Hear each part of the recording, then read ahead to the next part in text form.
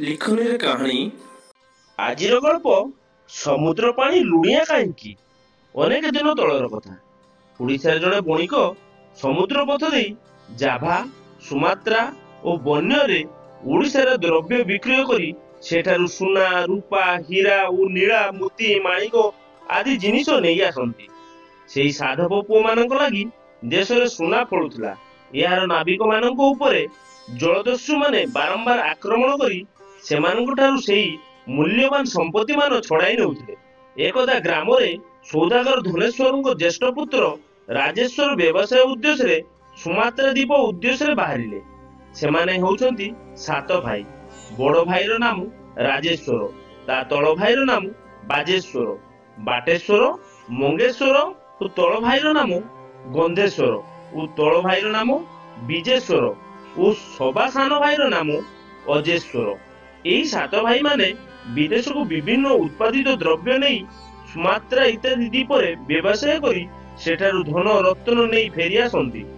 ବିଦେଶରୁ ଫେରିବା ବେଳେ ଏହି ଧନେଶ୍ୱର ପୁଅମାନଙ୍କୁ ବଡ ବୋଉ ରଙ୍ଗ, ସୁଲି, ଉମା, ଶୁକ, ବିଦୁ ପ୍ରଭୃତି 7 ବୋଉ ମାନେ ବନ୍ଦାବନା କରି ଘରକୁ ନେଇ ଆସନ୍ତି। ଧନେଶ୍ୱର ଘରେ ଆନନ୍ଦ ଉତ୍ସବରେ ଭରିଯାଏ। ଲୋକେ କୁହନ୍ତି ଧନେଶ୍ୱରର 7ଟି ପୁଅ ନୁହନ୍ତି, 7ଟି ରତ୍ନ।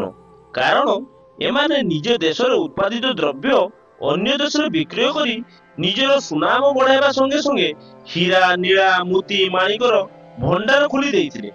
ଏହିମାନଙ୍କର ସୁଖ ସମୃଦ୍ଧିରେ ବାଧା ଦେଲେ ସମୁଦ୍ରର ଦସ୍ୟୁ। ସେମାନେ ଅନ୍ୟ ଦେଶର ଲୋକ ସମୁଦ୍ର ପଥରେ ଆସୁଥିବା ଡଙ୍ଗା ଏବଂ ଜାହାଜକୁ ଅଟକାଇ ମାରଣାସ୍ତ୍ର ପ୍ରୟୋଗ କରି ସେମାନେ ତାଙ୍କଠାରୁ ସମସ୍ତ ସମ୍ପତ୍ତି ଲୁଟି କରି ନେଇ ଯାଉଥିଲେ। ଜଳଦସ୍ୟୁମାନଙ୍କ ଯୋଗୁଁ ସାଧବମାନେ ବିଦେଶକୁ ଯିବାକୁ ଭୟ କଲେ। ସେଇ ଜାଭା, ସୁମାତ୍ରା, ବାଲି ଦ୍ୱୀପରେ ସାଧବ ମାନଙ୍କର ପ୍ରଭାବ ବହୁତ ଥିଲା। ବାଲି ଦ୍ୱୀପରେ ସେମାନେ ବ୍ୟବସାୟ କରି ବହୁତ ଧନରତ୍ନ ଆଣୁଥିଲେ। ଏକଦା ରାଜେଶ୍ୱର ବାଲି ଦ୍ୱୀପ ଠାରେ ପହଞ୍ଚିଲେ। ସେ ସେଠାରେ ବାଣିଜ୍ୟ କରି ଫେରିବା ସମୟରେ ଜଣେ ଋଷିଙ୍କ ସହିତ ତାଙ୍କର ଭେଟ ହେଲା।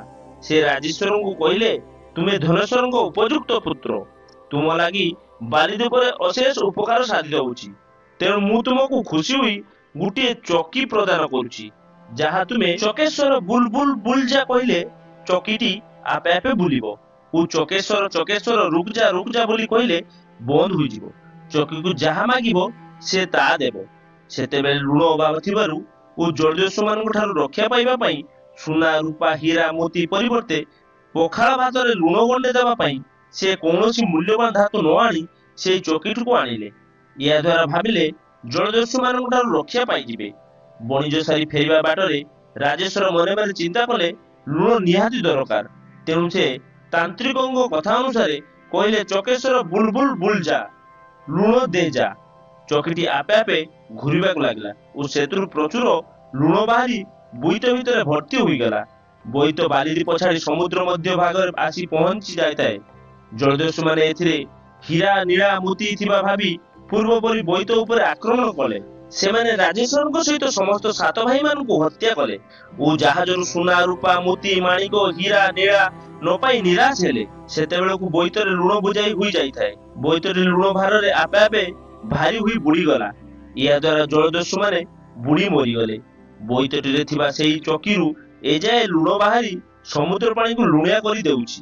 ସେଇ ଚକିଟିକୁ ବନ୍ଦ କରିବାର ଉପାୟ କେହି ଜାଣିନଥିବାରୁ ସେଇ ଚକିଟି ସମୁଦ୍ର ମଧ୍ୟରେ ଥାଇ ଘୁରୁଛି ଓ ସେଥିରୁ ଲୁଣ ନିର୍ଗତ ହୋଇ ସମୁଦ୍ର ପାଣିକୁ ଲୁଣିଆ କରିଦେଉଛି। ଦର୍ଶକ ବନ୍ଧୁ, କ୍ଷୁଦ୍ର ଗଳ୍ପ ସାହାଯ୍ୟରେ ଆପଣମାନଙ୍କୁ ଏଣ୍ଟରଟେନମେଣ୍ଟ କରିବା ଏହା ମୋର ଛୋଟିଆ ପ୍ରୟାସ।